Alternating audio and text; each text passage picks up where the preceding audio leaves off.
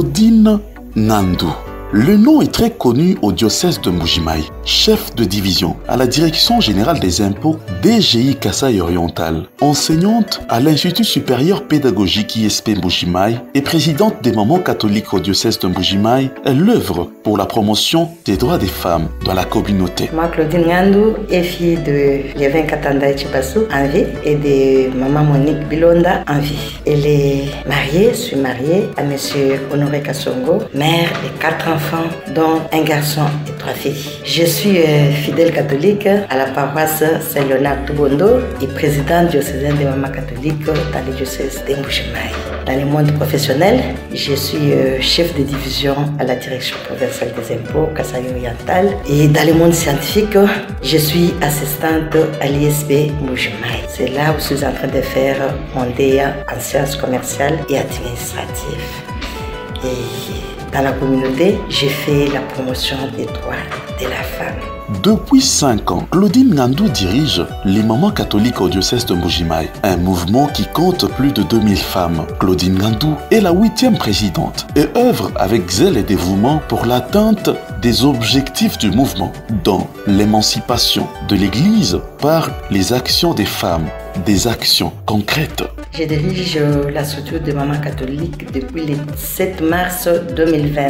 Donc, c'est par élection de l'Assemblée générale élective et conformément au statut et règlement d'ordre intérieur du mouvement des mamans catholiques. Le mouvement des mamans catholiques a été introduit en RDC, à l'époque on appelait République du Zaïre, en 1982, par le regretté cardinal Joseph Albert Malola. Et dans notre diocèse, ce mouvement est né le 14 juin 1994. Pourquoi nous avons choisi la date du 14 juin? Nous avons choisi cette date pour nous rappeler toujours de notre père fondateur qui était décédé le 14 juin 1989. Il y a eu quand même des étapes successives par rapport aux aumôniers qui ont dirigé, aux présidentes. Depuis la création du mouvement des mamans catholiques, cette structure a été chapeautée par 9 aumôniers. Le premier, c'est M. l'abbé Raphaël Ndila, de 1994 à 1997. Le deuxième, c'est M. l'abbé Antoine Chilumba, de 1997 à 2006. Le troisième, M. l'abbé Marcel Biaya, de 2006 à 2009. Le quatrième, M. l'abbé Jean de Dieu Badibanga, de 2009 à 2011. Le cinquième, M. l'abbé Michel Kaninda, de 2011 à 2012. Le sixième, M. l'abbé David Mbala, de 2012 à juillet 2015. Le septième, M. l'abbé Laurent Mukendi, de juillet 2015 au 2 avril 2022. Le huitième, le père Joseph Kalambayi, du 2 avril 2022 au 25 août 2022. Et le tout dernier, c'est M. l'abbé Eli Lumpungu, du 25 août 2022 à ce jour. Et pour nous, ça nous fait un peu de fierté puisque tous sont à vie. Il n'y a personne qui est décédé.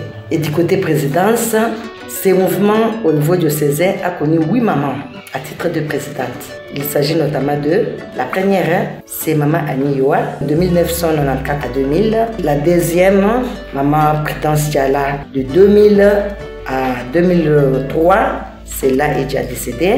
La troisième, c'est Maman Annie Toumba, de 2003 à 2009. La quatrième, Maman Petroni Moudia, de 2009 à 2010. La cinquième, Maman Fideli Kapinga, de 2010 à 2013.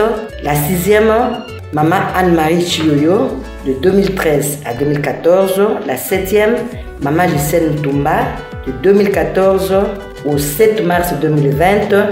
Et présentement, c'est moi. C'est à partir du 7 mars 2020 et jusqu'à ce jour. Je suis la 8e. Et du côté statistique, je pense que nous sommes en train d'évoluer vraiment. À ce jour, nous avons plus de 2000 mamans dans l'ensemble, dans la zone apostolique du centre, de l'Est et de l'Ouest. Mais nous avons quand même des objectifs. Nous avons beaucoup d'objectifs. Je vais essayer d'énumérer quelques-uns.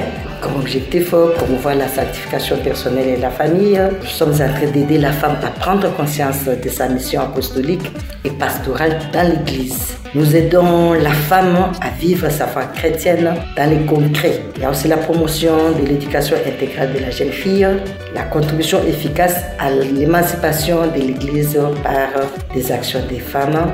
Ce sont des actions vraiment concrètes et j'en passe. Claudine Ngandou se veut une mère, et alors une véritable mère, car elle ne veut perdre même pas une seule femme. Autour d'elle, toutes les femmes, de quelque origine qu'elles soient, trouvent de la place, d'où la concorde, l'harmonie et l'amour qui règnent entre les mamans catholiques. Basi Batonga Kambokate, elle entend parler de ce stéréotype, mais s'y oppose farouchement.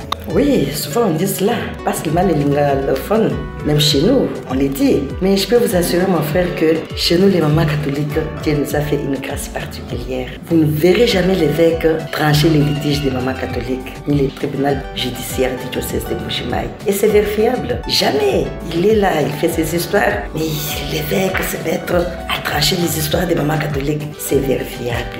Il n'y en a pas.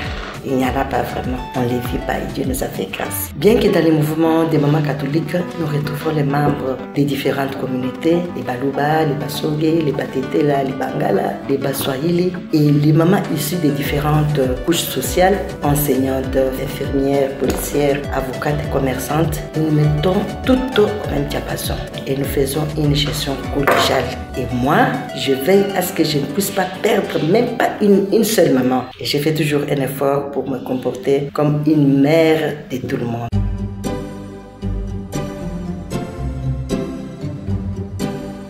Comme un peu partout dans la gestion, Claudine Ngandou rencontre aussi des défis. Elle en énumère deux grands auxquels elle est confrontée. Je peux vous parler de deux grands défis.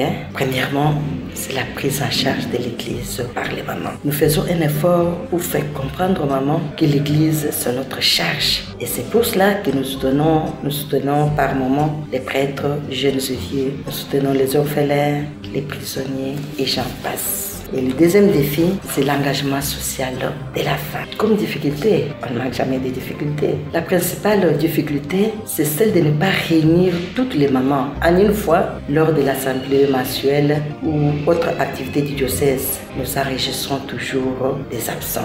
Nous sommes en train d'étudier les stratégies à mettre en œuvre pour décentraliser mon pouvoir aux assemblées des zones apostoliques.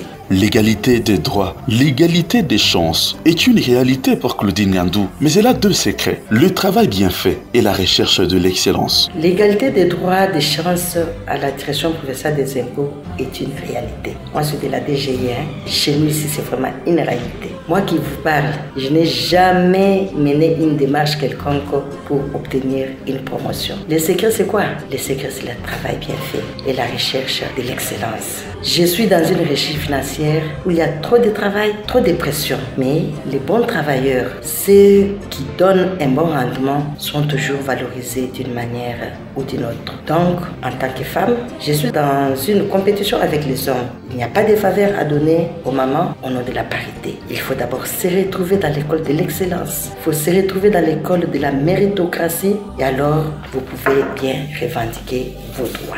Femme de ménage, chef de division et enseignante, Claudine Ngandou sait gérer son temps. C'est question de bien gérer le temps. À l'ISP, j'ai fait tout ce qu'il faut faire à l'ISP. Je suis au ménage, j'ai fait tout ce qu'il faut faire dans le ménage. Au travail, vous me trouvez, je suis concentrée. C'est question de bien gérer son temps. Et j'y arrive toujours, sans problème. Dans un monde où l'on continue à considérer que le travail est une exclusivité de l'homme, Claudine Ngandou appelle les femmes à se battre, à travailler, car rappelle-t-elle, nos grands-mères et arrière-grand-mères ont travaillé. Nous devons nous battre. Même nos grands-mères, nos arrière-grand-mères, elles produisaient. Elles étaient tout le temps dans les champs. Mais pourquoi ne pas travailler? Mais pourquoi attendre tout du mari? Mais pourquoi? Actuellement, le monde évolue dans le sens d'égalité des chances, des droits d'égalité, des avantages, égalité d'opportunités. Mais nous devons être à la hauteur. Nous devons travailler dans la méritocratie, dans le dévouement et dans l'engagement. Mais nous ne pouvons pas négliger la maternité, car la maternité est un rôle naturel qui vient de Dieu. Et le travail est un rôle social. Et ça entre dans les rôles du genre. Et c'est pour cela qu'on dit le travail assure l'indépendance et il n'y a pas de sous-métier, il n'y a que des sous-genre.